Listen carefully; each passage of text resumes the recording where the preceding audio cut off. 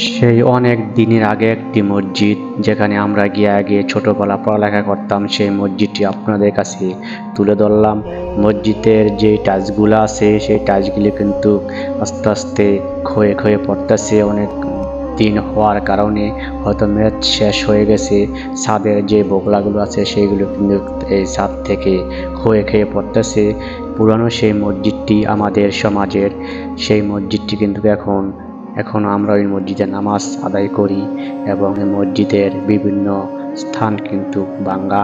এই মিম্বরটা দেখতেছেন, এই মিম্বরের সামনেও অনেকখানি জায়গা আপনার ভাঙ্গা আছে।